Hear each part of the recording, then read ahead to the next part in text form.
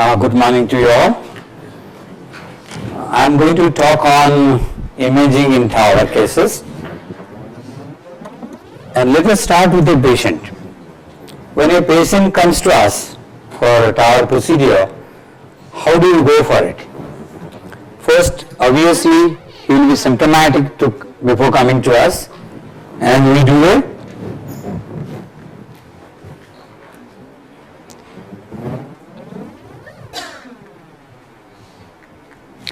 transthoracic echo.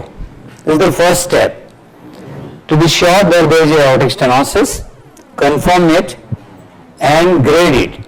It should be severe aortic stenosis in the form of aortic valve area less than 1 centimeter. It is better to be indexed. The mean gradient more than 40. Other things you can check the dimension less index or other parameters. Very interesting part of it, when you start the TAVR program, along with this aortic valve, it was asked to check the mitral valve and LV function as well. But recently, few days back, there is an article telling us that even tricuspid regurgitation is as important as other valve lesions. If you have a TR, which you have not given attention, because it's a left-sided intervention, if it is moderate or more than moderate, the outcome is bad. So the next step, once you diagnose this severe aortic stenosis, what is the next step? Score them. As per STS, it is high score, intermediate score or low score. So if it is a high and intermediate, there is a place for TAVR. If it is a low score, there is a place for shower. It will go for surgical. This is what we had this. This was in 2017 guideline, high and intermediate. Think of TAVR, low for shower. One more trial came, that is PARTNER 3 trial. This changed everything in a U-turn. What it said, in comparison to a surgical bioprosthetic valve, all outcomes are favorable for TAVR. So that made the change. And 16th of August 2019, that means roughly 2 weeks before, the FDA approved TAVR for low risk patients as well. So one step become minus. After we diagnosed severe aortic stenosis, then we don't have to do the risk scoring anymore. Even a low risk, intermediate risk, high risk, all are eligible for TAVR procedure. So now our echo comes. So that is the message. 2 messages I gave. The FDA approves for low risk patients and even tricuspid regurgitation not to be ignored. So the role of echo before TAVR, during TAVR and post TAVR. I have showed you pre-TAVR. That is, assessment of severity of aortic stenosis is compulsorily done by echo. Then next step is what? We decided that patient is ready for TAVR. We need a CT scan along with the echo. So whether we should go for a transesophageal 2D or 3D, it remains an option for you. That gives a better delineation, but we need an CT. CT will give you ideas, I'll come later. But during TAVR, during the procedure when it is done in the lab, definitely you need an echo because that's very essential to recognize your outcome in the form of success and complications. And obviously, in the last part, it was there as a post-TAVR procedure, follow-up was only echo in the previous guideline. So now I have put this slide extra here below this in the follow-up of patients. There was no other investigation, neither CT or MRI or transesophageal, only transthoracic echo follow-up. I have put an additional paper here, 4D CT angiograms for valves, whether it is a surgical bioprosthetic or TAVR bioprosthetic. So now next is the measurement which you get in the CT, but very important is annulus, sinuses, the annulus to the coronary ostial opening distance and the total length of the device port. That has to be measured and it has to be correlated with the CT. Now, this is a transesophageal. As we know, in comparison to transthoracic, the delineation of the aortic valve in transesophageal is always better. So, that is the cuspability. The trileaflet valve, as of today, lot of papers and research on bicuspid aortic valve for TAVR, but guidelines has not recommended till yet is a class 1. It is an offline till yet. Maybe next 6 months of time, bicuspid will be also a class 1. So, similarly, right now cuspability is very important, trileaflet. Look at the valve, look at the leakings and look at the other valve structure. As I said, don't forget to look even tricuspid regurgitation. So, now if you do the 3DT, it will give you the better idea of the valve leaflets. Amount of calcification is more important, whether it is in the leaflet or in the annulus for anchoring or PVR and all that. And you know all the measurements what I have shown. So, now I have put a slide here comparing transthoracic, transesophageal 2D, 3D, cardiac MRI and an ICE. If you look at the pictures in MR also quite impressive, it's good, but difficult is time consuming and you can do a baseline, it will not be done on table and follow up will be expensive. So, now CT, it, as I have mentioned earlier, after the echo, next step was CT, scoring is gone. So, the CT will give you the idea of the axis, the aorta, the aortic valve and the coronary status as well. Even CT has become a class 2A indication in the evaluation of coronaries in a valve patient where it is a low risk category. So, what do we look during TAVR? What do we look? TAVR function, obviously how the valve, the operator will be asking how it is functioning, the position, the valve function, the complication and a paravalvular leak. And it was various words used previously, PVL, PVR, now almost standardized to PVR. It's not no more a leak rather than paravalvular regurgitation. So, now what a jump, okay. So, this is to play, it will take time.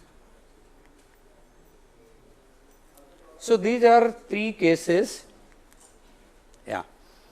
So, I have shown you a first deployment of a TAVR valve, that is core valve. Then this is a valve, this is manufactured in India. This is called MI valve. This is done by Merrill Life Sciences. This is one of the balloon expandable valve. This is self expandable valve. So, when it is getting done, you can see it is deep inside the annulus. It is a subannular deployment for the core valve. For the Sapiens or even the MI valve of Merrill, it is the annular deployment. It is in the annulus, it is subannular. So, you pull it up, pull it up, pull it up till you see a perfect plane and you deploy. So, then the operator will ask how it looks. So, what you need to know how it is looking. So, in that situation you look at the SAFE, the valve gradient and the regurgitation. So, how it look? It should look more circular. In a short axis view, it should look parallel and the location in a long axis view, the gap here, the proper expansion of the stent struts should be with the wall. If there is a gap, then a potential for paravalvular regurgitation. Then if it looks distorted, not circular, semicircular, it looks semicircular or distorted, then it is not proper. There may be damage, there may be calcium or there may be improper deployment prone for paravalvular leaking. So, the gradient, the accepted gradient for all the valves, whether it is a core or Sapiens or even MI valve, is less than 2 meter per second. If anything more than 2 meter per second, it is something wrong with the valve. That is the gradient. So, now paravalvular leak, as I said, paravalvular leak or paravalvular regurgitation. If you look, think of a valve and there is a leaking. Where you should see the leaking? Because remember, there is an annulus, there is a original native valve and you have put a TAVR valve or transcatheter heart valve. So, the leaflet position is slightly higher depending on the annular or subannular. So, when you start say leaking, it will start seeing outside the stent struts in the aorta and into the LVOT. As long as it has not reached the LVOT, it is not leaking. It should go into the LV.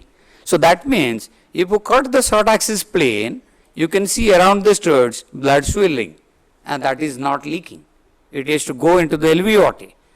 Okay? So that is about the cut. This is a ASC has published very recently, because paravalvular regurgitation, how to quantify, initially it was last year what we apply here is the arc. How much is leaking? Take the arc percentage, 25%, 10%, 30%. So the criteria was less than 10, mild, 10 to 29, moderate, more than 30%, severe.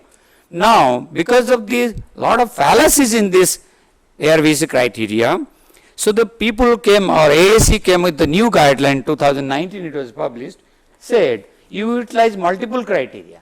So if you have out of 6, at least 2 to 3 present, then you say it is PVR. If it is more than 4, it is very sure it is PVR. What criteria we should use? Edge of that of native valve. Take the vena contracta width, vena contracta area, pressure half time, more than 500, less than 200. Then the regurgitant fraction volume, which is a quantitative or semi-quantitative. So utilize this 2 to 3, it is has to be required, not a single criteria, not the vena contracta width, not the vena contracta area, not anything, just like a single parameter you say it's leaking or arc figure. So you have to take multiple criteria because you don't see the jet. I'll show you in the next slide.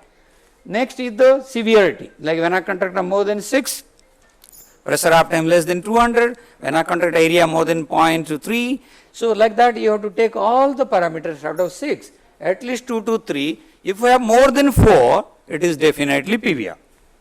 So now how do I do this and the echo? So remember this, you will utilize 4 views, because this is on table, there will not much time. You have to say it is leaking, acceptable or not acceptable. Acceptable, fine. Not acceptable, there are other methods how to deal with it. So 4 views, short axis, long axis, and 3 chamber and 5 chamber.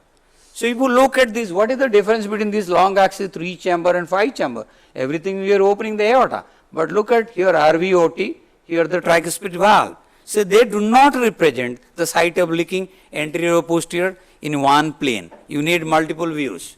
So if you look at this curve, this is a vertical bar 12 to 6, this is 2 long axis like parasternal or 3 chamber, and oblique like 9 to 12 and 3 to 5, it is this. Short axis does not have any value. When you do a short axis of the aortic valve, remember you are not seeing the native valve. It is a THV, transcatheter heart valve, the valve is located higher. So if you cut the short axis, you will be cutting at the ring. So that will be reading as a valve, and that is not the valve. So the short axis is taken leaking, I will be coming later, but paravalvular leak is directly related, or paravalvular regurgitation, I should use that word, is direct relation to the outcome. So if you see like this, long axis and the, like say 5 chamber or short axis or modified 5 chamber or 3 chamber, whatever you get, you can get leaking like this. You can get a splitted, you can get, that means the leak can be, or paravalvular regurgitation can be multiple, not focal. So how do I assess the severity? If it is in here, here, here. So you can take the quadrant, divide it, make it, whatever you get the quadrant, if it is less than 10, it is mild, 10 to 29 moderate, more than 30 is severe. One criterion, not multiple. We have to use other criteria. And then long axis. Then you have TTE and TE. I said it's done on table mostly on TTE. You don't require a TE. But what is the advantage and disadvantage? TTE will pick up the anterior jet, because the ultrasound attenuation occurs for the posterior jet. Whereas TE will pick up the posterior jet. There will be ultrasound attenuation on the anterior jet.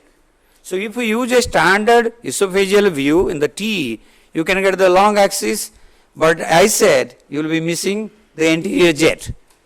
So you will be getting the posterior jet. If there is a posterior leaking, you need to go to deep gastric view or transgastric view to get the posterior jet or the anterior jet. Otherwise, you will be picking up a posterior jet. Whereas in transthoracic, it is opposite. You will pick up the anterior jet. you will miss the posterior jet. So this is another criteria, because nobody is very sure how do I quantify paravalvular regurgitation. Then came hemodynamic criteria called AR index and CHAI and TIR index. So it's easy to remember CHAI, CHAI, and AR index. So it is calculated as on table LVDP minus diastolic pressure divided by systolic blood pressure. That is AR index. If it is less than 25, it's good. Hemodynamic information is required. If it is heart rate, CHAI criteria is LVDP diastolic blood pressure minus LVDP divided by heart rate. So that is CHAI. If it is AR index, diastolic blood pressure minus LVDP divided by systolic blood pressure, that gives you an AR index. That is required. Why? Next option we do is the aortogram. That is a standard for us. But problem in paravalvular regurgitation and valvular regurgitation, you will not be able to differentiate on an aortogram. So you are utilizing CD, the color Doppler, and hemodynamic information.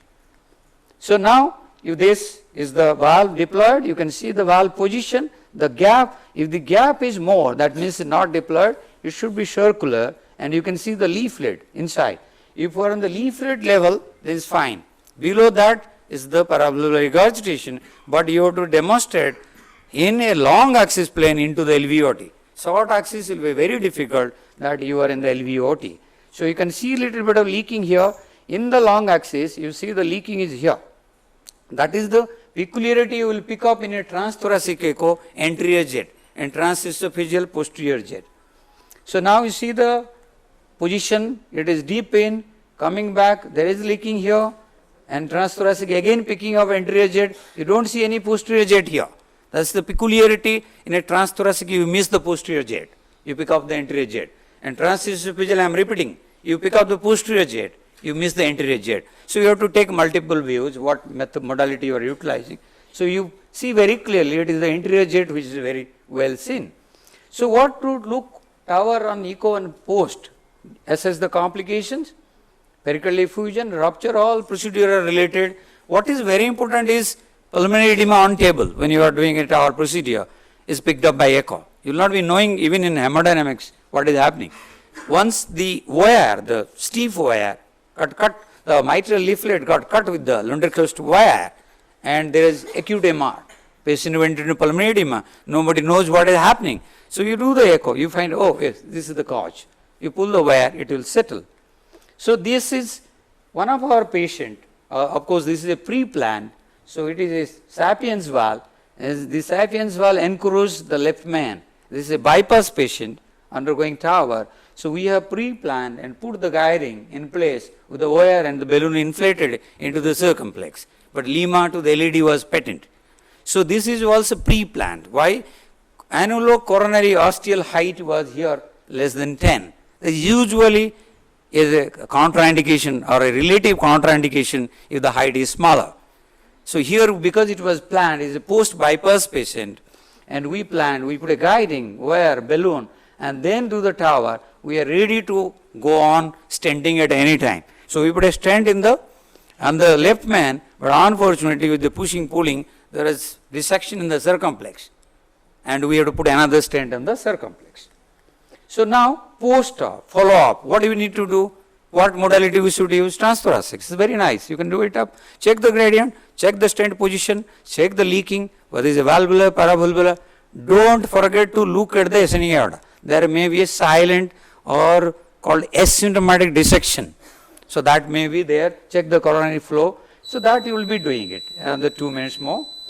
So then this is complications you can get later. They will have fistulous communication. They will come later. Leave this slide. Now this is one of our patients. So this patient we had a Sapiens valve. This is a lady and critical aortic stenosis. Went happily home. Comes back on 4th month with myalgia, fatigue, and some kind of mild low grade temperature.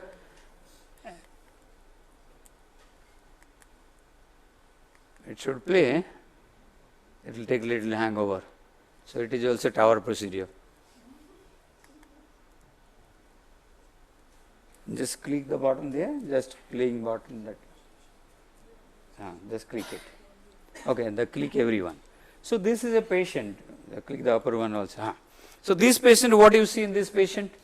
This is a tower valve, and the patient comes with 4th month. This is like a large mass.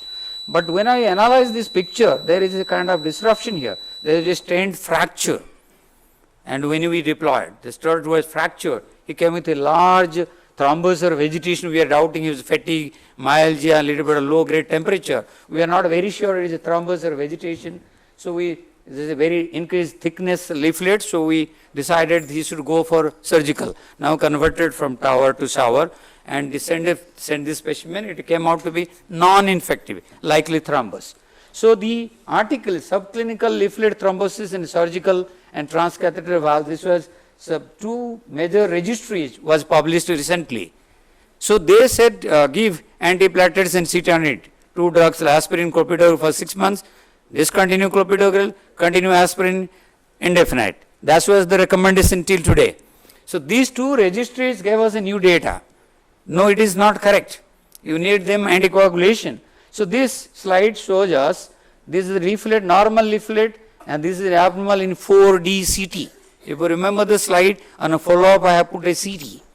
So this 4D CT gave an idea of leaflet reduced motion or restriction or thickening. If you notice thickening or restriction, you need anticoagulation. Why? There is a data comparing DAPT. You see the restriction in this leaflet, it is remained or increased in follow-up. Warfarin, it is better. Rivaroxaban, it is very good. Apixaban, very good. So there came a place for NOACs, neuro-oral anticoagulation, in addition to warfarin and DAPT. Maybe another couple of months down the line, the guideline will be changed. So this is what is showing the bar diagram.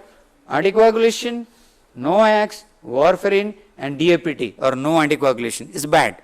So what we need to do if it is on DAPT, we are going to check the valve thickness more than 2 millimeter, if restriction more than 50% compared to the baseline, has to be asked for a 4D CT. If it shows dysfunction, switch them to anticoagulation.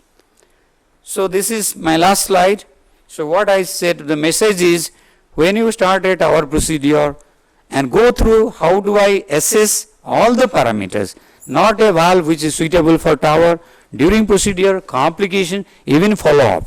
Even as I said, 4th month, there is nothing wrong to pick up that there is a mass, big mass, anybody can pick up. What next? Then when you analyze these things, I said, okay, we can give anticoagulation citanide. It's a large thrombus. But when you analyze the data or pictures, we found there is a fracture of the sapiens valve. So then we decided, no, we need to go for shower, surgical aortic valve. Thank you very much for kind attention.